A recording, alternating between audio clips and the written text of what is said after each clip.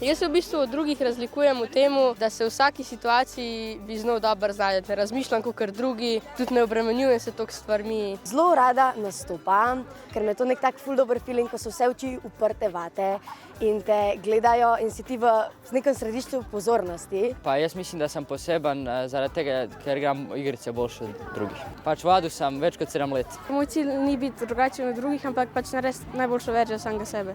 Pri freestylu v bistvu imam en poseben move na tleh in ga v večino izhodih naredim. Mi je zelo všeč in potem sem nekako prepoznavna. Pač vsi me hvalijo za moje kuhanje v mojih letih in to me res tudi sprošča. Razlikujem se od drugih, da rada poslušam.